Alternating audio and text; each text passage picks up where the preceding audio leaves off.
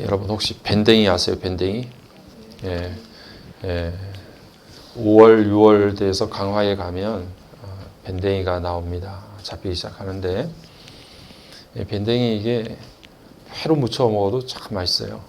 밴댕이 회 드셔보셨어요? 집사님? 예, 이번 올해는 밴댕이 회 한번 꼭 드셔보세요. 굉장히 맛있어요. 기름지고 맛있습니다.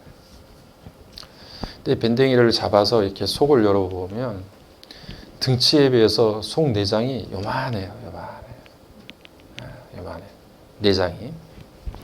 그래서 우리가 보통 속 좁은 사람들을 뭐라 그럽니까? 예, 잘하시네. 밴댕이 소갈딱지. 예, 그래서 그렇게 이야기를 합니다. 여러분, 교회는 늘 항상 기쁘고 즐겁고 사랑으로 하나 되어지고 그런 곳이죠? 대답을 안 하시네. 그럼 교회가 그런 데가 아니에요? 맨날 지지고 볶고 싸우는 데가 교회입니까? 우리는 교회가 늘 사랑 안에서 하나 되어지고 기쁘고 즐겁고 예배 드릴 때 하나님 앞에 영광 드릴 때 우리 마음이 행복하고 그런 것이 교회이지만 우리가 그렇게 자신 있게 대답하지 못하는 이유는 어디에 있어요?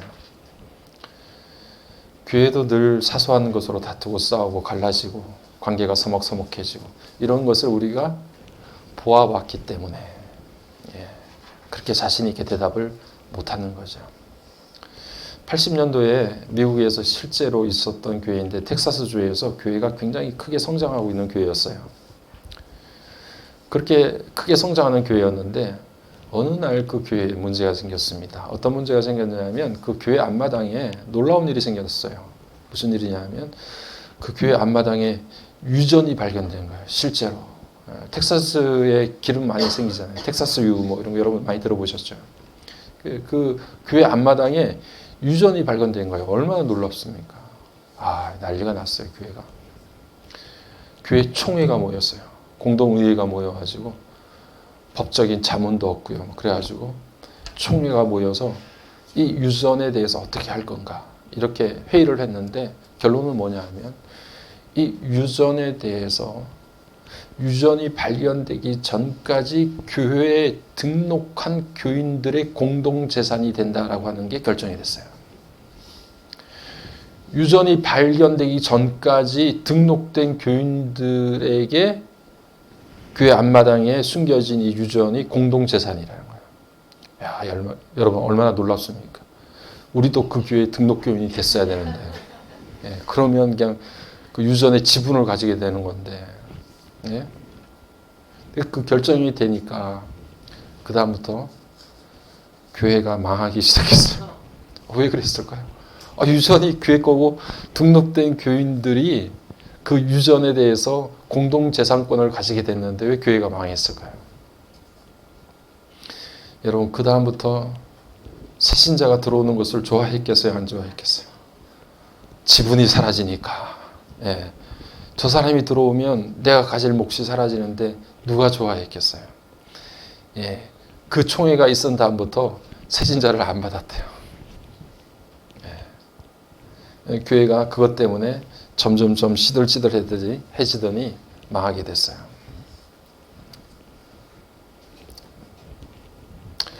교회 피아노를 샀는데요. 이게 농담이 아니라 진짜 그런 일이 있는 거예요. 교회 피아노를 샀는데 그 피아노를 교회 오른편에 둘 건가 왼편에 둘 건가. 오른편에 두겠다는 사람은 우파가 되는 것이고 왼편에 두겠다는 사람은 좌파가 되는 거예요. 그것 가지고 심각하게 논의를 하다가 교회가 갈라졌어요. 우파와 좌파가 갈라졌어요. 참 웃긴 이야기인데 그런 일들이 있었어요. 하나님을 당신으로 부를 수 있냐 없냐. 하나님 당신이라고 하는 말을 사용할 수 있냐 없냐를 따지고 이야기하다가 교회가 갈라진 교회가 있어요.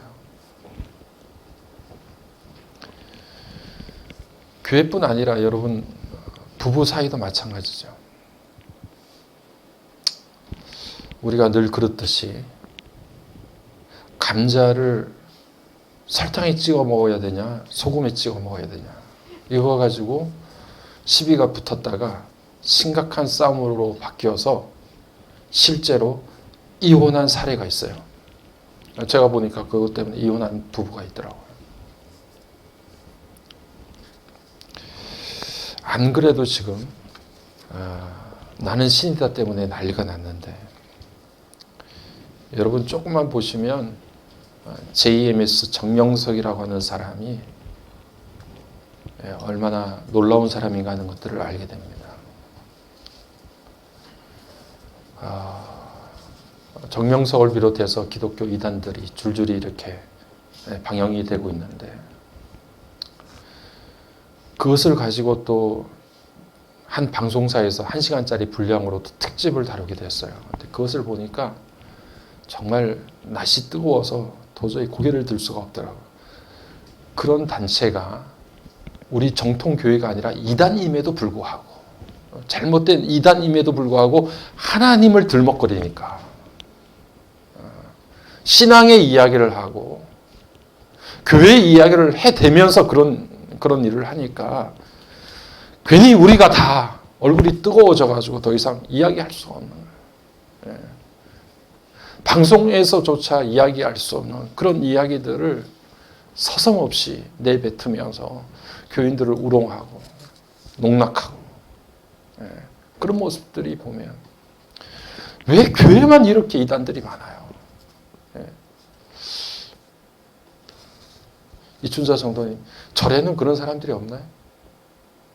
있어요? 절에도 있군요. 나는 교회만 그런 사람들이 있는 줄 알았어요. 우리 이춘자 성도님이 오랫동안 절에 다니셨기 때문에 잘 아시니까 제가 여쭤보는 거예요. 유독 방송이 나오면 다 교회고, 다 그래요. 그런데 지난 3월 1일 날 또 웃긴 일이 있었잖아요. 3월 1일 날 왜 해필 그 아파트에 일장기를 달아요? 난 그런가 보다 했어요. 그 뉴스 듣고, 야, 또 어떤 사람이 또 이상한 짓을 해가지고 막 또 아파트가 난리가 났어. 막 가까운 천안에 그 독립 유공자들이 또 가가지고 막 아파트 앞에 서가지고 소리를 치고, 니는 어느 나라 백성이냐 막 하고 이렇게 아파트 앞에서 막 소리를 지르시더라고 막. 그런데 나중에 알고 보니까 목사님 부부더라요. 방송에 나왔는데 목사님 부부예요. 목사님 가정에서 일장기를 달았다고 하더라고요.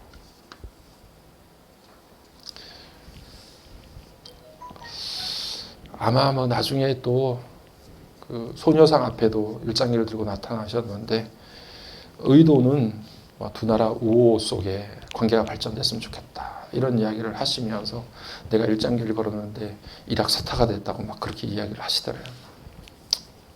여러분, 신명기 3장 내용과 24장 내용을 보면요, 모세가 가나안 땅에 들어가지 못하고 죽는 느보산 꼭대기에서 적과 꿀이 흐르는 가나안 땅을 바라보지만 가나안 땅에 들어가지 못하고 죽는 장면이 기록되어 있어요. 모세는 끝까지 하나님 앞에 예언을 해요. 하나님, 제가 40년 동안 이 이스라엘 백성 데리고 오로지 한 가지 저 적과 꿀이 흐르는 가나안 땅, 저 가나안 땅에 들어가려고 그렇게 애를 쓰면서 왔는데, 하나님 제발 저기에 들어갈 수 있도록 인도해 주시면 안 되나요? 정말 하나님 앞에 눈물겹게 애원을 해요. 그런데 신명기 3장 24절 이후의 내용을 보면 하나님이 단호하게 거절합니다. 너는 결단코 저 땅에 들어가지 못할 거야. 너는 여기서 죽게 될 거다. 그렇게 이야기합니다. 그런데 그 내용을 쭉 살펴보면, 물론 모세가 백성들 앞에서 하나님의 거룩함을 드러내지 못한 모세의 책임이 있지만, 또 한 가지 중요한 것을 지적하는 건데, 내 백성들이 지은 죄를 네가 그것을 짊어져야 된다. 너희 백성들이 지은 죄들 때문에. 모세는 자기의 실수와 함께 이스라엘 백성들이 하나님을 시시때때마다 원망하고 하나님 앞에 불평불만을 쏟아내었던 그 이스라엘 백성들이 지은 죄를 짊어지고, 그는 이스라엘 백성들이 가나안 땅에 들어가는 것을 안내하면서 그 입구에서 그의 삶을 마감해야 했습니다. 그래서 지금도 느보산에 가면 모세가 광야에서 이스라엘 백성들이 불뱀에 물려서 다 죽게 될 때 놋뱀을 만들어서 높이 세워서 여러분들 이 놋뱀을 쳐다보면서 삽니다. 이것을 쳐다보세요 라고 해서 이스라엘 백성들을 구원하였던 그 모세의 그 놋뱀이 세워져 있어요. 그렇게 이스라엘 백성들을 살렸던 모세가 결국에는 가나안 땅에 이스라엘 백성들을 들여보내기 위해서 그가 마치 민족의 십자가를 짊어지고 가나안 땅 입구에서 죽음을 맞이해요.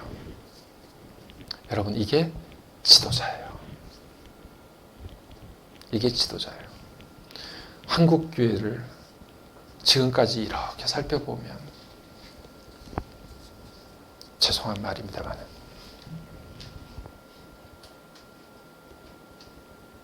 항상 한 번도 빠지지 않고 사고는 다 목사가 치고 목사가 친 사고를 교회가 수습하고 그 상처를 끌어안으라고. 그런 게 오늘 우리들의 모습이에요. 이런 교회들이 어떻게 이 땅 가운데 건강하게 세워질 수가 있어요? 지도자가 교회의 아픔과 고통을 짊어지고 그 십자가를 짊어지고 자신의 모든 것들을 내려놓는 것이 그래야 교회가 사는 것인데 지도자가 사고를 치고 그 뒷감당은 교회가 하느라고 사회의 지탄거리가 되고 별별 소리를 다 듣고 정명석이나 신천지나 교회나 그게 그거라고 사람들이 그렇게 야단을 쳐도 우리는 아직도 여전히 우리를 정신을 차리지 못하고 그렇게 우리의 모습을 바라보고 있어야 되는 게 아닌가 그런 생각을 갖습니다. 사람들이 도량이라고 하는 말을 해요. 도량. 어떤 사물이나 사람에 대해서 폭넓게 이해하고 받아들이는 깊이와 넓이를 이야기하는 거예요. 그래서 그런 사람을 보면 저 사람 굉장히 도량이 넓은 사람이다. 이렇게 이야기합니다. 여러분, 이 땅 가운데 교회도 마찬가지고요. 유능한 사람이 없어서 안 되는 게 아니에요.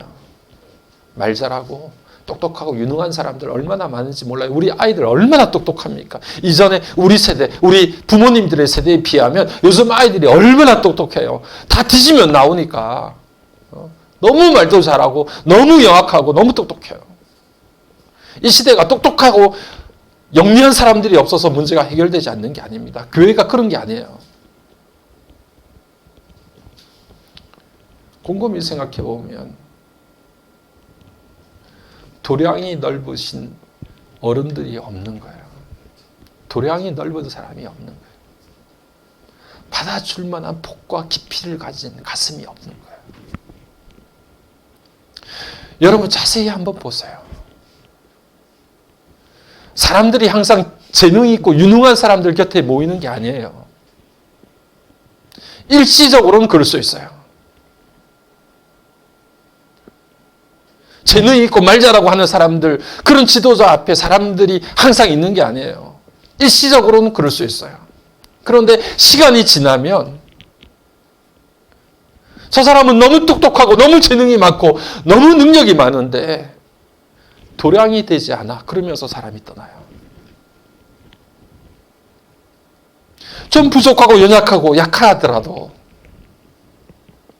사람들을 품을 수 있는 가슴이 있고 그 넓이와 깊이가 되는 사람들 곁에 사람이 항상 남아 있어요. 세상도 그렇게 생각합니다. 그런데 정말 우리가 예수 믿는 사람들이잖아요. 하나님, 정말 가슴 아픈 것은 입만 열면 하나님의 뜻이고 입만 벌렸다고 하면 하나님의 영광인데 이야기했다고 하면 사랑이고 용서인데 우리는 왜, 저의 가슴은 왜, 내 가슴은 왜 밴댕이 소갈딱질까요? 왜 확장되지 않을까요? 왜 넓어지지 않을까요? 하나님을 알지 못하는 사람들도 도량이 넓은 사람이 되려고 애를 쓰는데 왜 우리의 가슴은 여전히 좁은 대로 그대로 남아있을까요?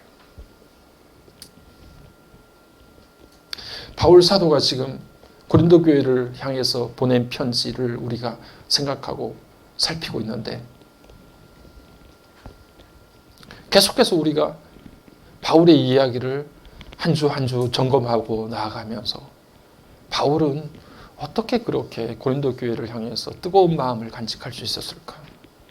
단순히 지적질이 아니라 사람의 마음에 상처와 아픔을 주는 지적질이 아니라 그 겉면 가운데 뜨거운 사랑, 고린도 교회를 향해서 포기할 수 없는 그 뜨거운 사랑을 간직하며 저들에게 예언하듯이 그렇게 읊조리듯이 때로는 말씀으로 강력하게 말을 하지만 저들의 영혼을 위해서 살피는 정말 자녀가 다칠까 봐 그렇게 신경을 곤두세우고 살피는 애비의 심정이 되어서 그래서 오늘 우리가 읽었던 13절 말씀에서도 내가 아비의 심정으로 너희들의 자녀들을 권하는 것처럼 권한다 이렇게 이야기하잖아요. 그래서 바울 사도는 항상 이야기합니다. 자기가 스승이라고 이야기하는 사람들 너무 많다. 1만 스승이 있다. 자기가 잘나고 똑똑해서 사람들을 가르친다고 선생질을 하는 그런 사람들 너무 많다. 그런데 아비가 된 사람들 없다. 정말 자식을 가슴에 품고 어디 하나 다칠랴 그렇게 마음 쓰면서 그렇게 보듬어 안고 살뜰히 살피는 그런 애비된 심정을 가진 사람은 찾아보기가 힘들다는 이야기야. 그런데 바울 사도는 늘 성도들에게 대해서 애비의 심정을 가졌어요. 그냥 여러분 우리가 자식들 생각하면 아이고 저 자식 그냥 그런 이야기 하면 안 되지만 정말 시골에 있을 때 그냥 부모님들이 하도 속상하니까 어이구 저 자식 저거 그냥 호적에서 파버려라 막 이런 이야기까지 할 정도로 속이 상해서 막 그러죠. 그런데 어때요? 아무리 속을 새겨도 자식을 어떻게 파버릴 수 있어요? 부모와 자식 간의 관계를 끊을 수 있어요? 끊을 수 없단 말이죠. 그래도 내 자식이고 그래도 내가 품고 기도해야 될 자식이고 그런 마음이 우리 부모들의 동일한 마음이라는 거예요. 바울 사도는 고린도 교회 교인들이 아무리 속을 썩이고 부모 같은 바울을 향해서 손가락질하고 추천장 가져와라. 니는 도대체 뭐냐? 네가 진짜 사도가 맞냐 안 맞냐? 막 이런 거 가지고 막 깊은 상처를 후벼댈 때 그것 때문에 너무 아프고 힘들었지만요. 그래도 고린도 교회 성도들을 향해서 그 뜨거운 사랑을 접지 않아요. 왜냐하면 아비의 심정이 되니까. 단순히 선생질을 하는 게 아니라 가르치는 자로서 서 있는 게 아니라 정말 자식을 품듯이 그 성도들을 품고 있으니까 그걸 놓칠 수 없고 끝낼 수가 없고 갈라설 수가 없는 거예요. 오늘 우리가 읽었던 11절 말씀에서 바울은 그렇게 이야기합니다. 너희를 향하여 우리의 입이 열리고 마음이 넓어졌으니 했어요. 그런데 이 말씀을 찾아보니까 입이 열린 게 그냥 한번 열었다가 닫은 게 아니라 입이 그냥 해 하고 열려져 있는 상태를 이야기해요. 내가 너희들을 향해서 입이 해 벌려지고 있다. 열린 상태로 있다. 이 말은 무엇을 이야기하느냐 하면 여러분 우리가 입 벌리고 있으면 가끔가다 농담처럼 야 속 보인다 뭐 이렇게 이야기할 때가 있어요. 바울이 고린도 교회 성도들을 향해서 내가 너희를 향해서 입이 벌어져 있다. 입이 열려져 있다라고 하는 것은 내 속을 다 들여다 볼 수 있도록 그렇게 내가 너희들에게 내 속을 다 이렇게 벌려놓고 있다. 나는 너희들에게 거짓됨이 없고 내 진실한 마음을 고린도 교회 성도들이요 다 당신들에게 다 열어서 보여주고 있습니다. 이렇게 이야기하는 거예요.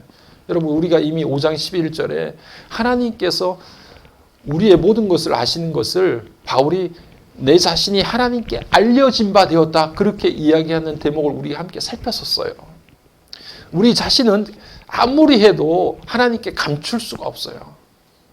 우리를 숨길 수 없어요. 하나님은 불꽃 같은 눈으로 우리들의 모든 것을 감찰하시니까 모든 것이 하나님 앞에 다 드러나게 돼 있고 열려지게 돼 있고 다 나타나게 돼 있으니까. 그런데 내가 너희들 앞에 뭘 감추겠냐?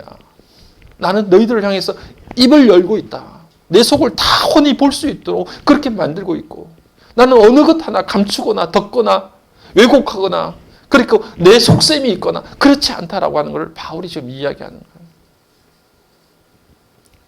내 입이 열려져 있고 내 마음이 넓어졌다. 넓은 상태로 있다. 이렇게 이야기를 하고 있습니다. 바레시라고 하는 성경 주석가는 이 대목을 이렇게 번역을 해놨어요.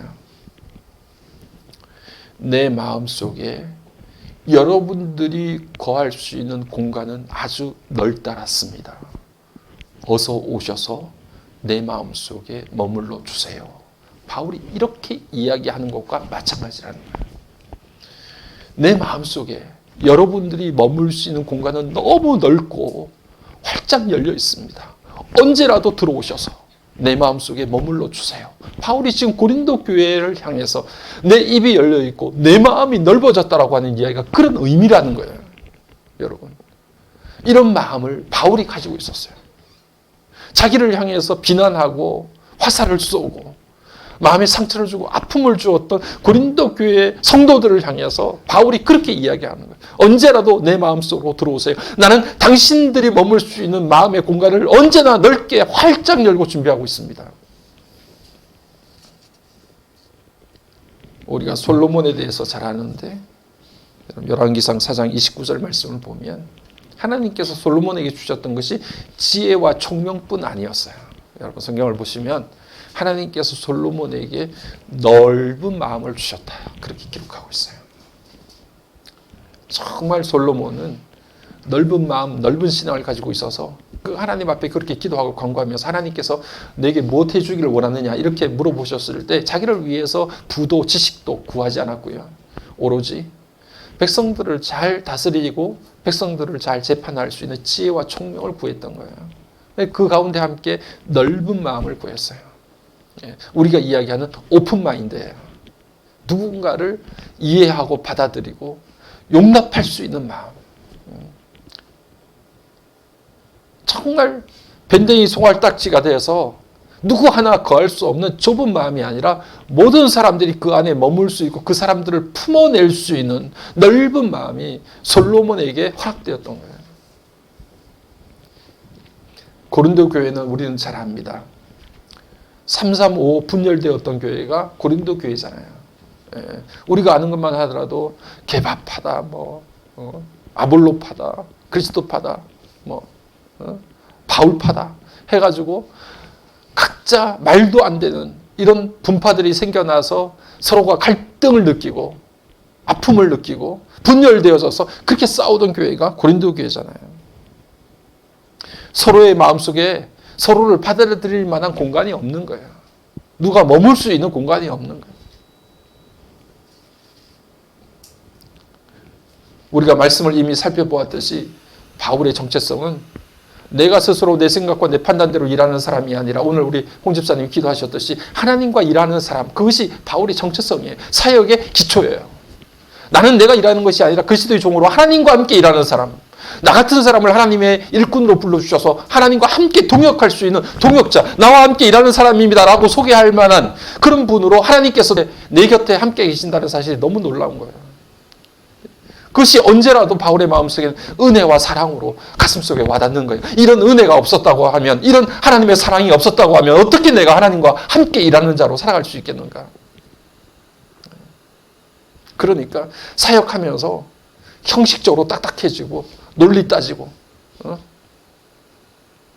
규칙 따지고 전통 따지고 이런 게 아니라 그 어떤 일을 행하더라도 나를 그렇게 은혜와 사랑으로 불러주신 그 하나님의 사랑이 내 가운데 계속해서 불타 있으니까 사람들의 관계에도 아비의 심정으로 그 자녀들을 바라볼 수 있는 그런 시선이 바울 사도에게 항상 있었던 거예요.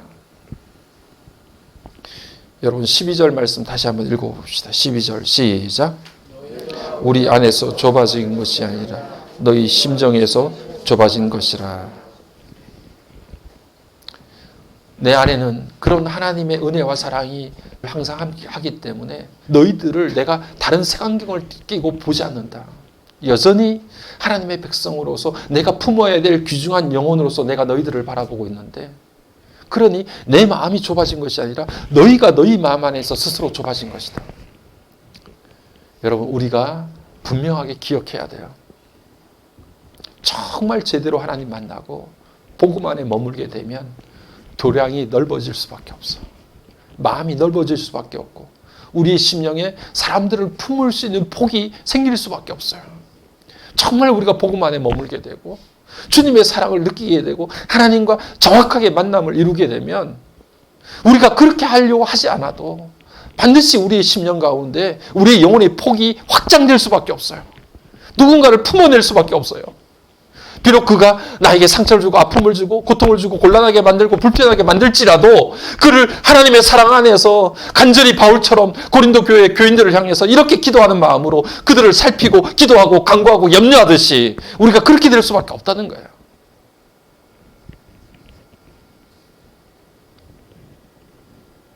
복음을 떠나면 하나님의 사랑에서 진정한 그 사랑을 느끼지 못하면 고린도 교회 교인들처럼 마음이 좁아지기 시작합니다. 품을 수가 없어요. 사람이 이상하게 왜곡되고 변질되는 거예요.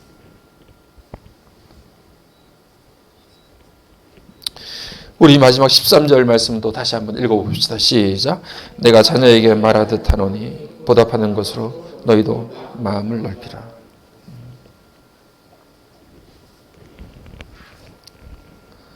제가 조금 전에 말씀드린 것처럼 너무 안타깝고 힘든 거예요. 왜 우리는 정말 하나님의 이름을 수도 없이 내 입에 오르내리고 하나님의 뜻, 하나님의 사랑, 하나님의 영광 이런 것들을 수도 없이 이야기하고 때로는 하나님 앞에 기도한다고 해서 그렇게 기도의 시간을 정해놓고 기도도 하고 하나님 앞에 엎드리기도 하는데 왜 내 영혼, 내 심령은 넓어지지 못할까? 왜 이렇게 좁을까?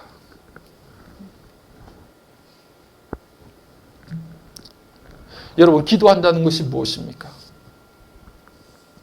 기도한다는 것은 우리가 하나님 앞에 내 자신의 모습을 비추는 거 아니에요. 기도하면서 내가 하나님 앞에 내 현재의 모습을 비춰보는 것 아닙니까? 그래서 그 앞에 삐뚤어지고 잘못되고 고쳐져야 될 것들을 하나씩 고쳐나가고 바르게 하는 것이 기도의 시간이잖아요. 평상시에 생각도 못하고 그냥 지나갔던 그 시간들이 기도하면서 하나님 앞에 이렇게 내 자신을 거울 앞에 비치듯이 비춰보면 하나님의 거울 앞에 내 자신을 비춰보면 얼마나 못나고 부족하고 연약하고 거칠고 그런 것들이 너무 많잖아요. 그런 것들을 하나둘 내 자신을 고쳐나가는 시간이 기도의 시간인데 그렇게 하나님 앞에 기도하느라고 기도합니다. 하지만 그럼에도 불구하고 여전히 내 안에 옹졸한 모습, 품어내지 못하는 모습, 비좁은 모습, 이해하지 못하고 용납하지 못하는 모습이 여전히 내 안에 있다는 게 너무 우리들에게 슬프고 고통스러운 일이에요.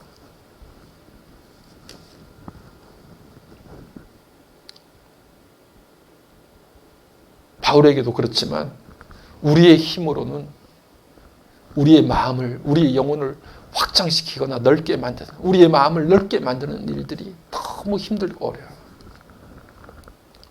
오늘 바울이 이야기하는 것처럼 우리 안에 역사하시는 그리스도의 사랑으로 이미 우리가 읽었던 것처럼 강권함을 받지 못하면 우리는 우리의 심령을 넓게 만드는 일이 우리의 힘으로는 불가능한 거예요.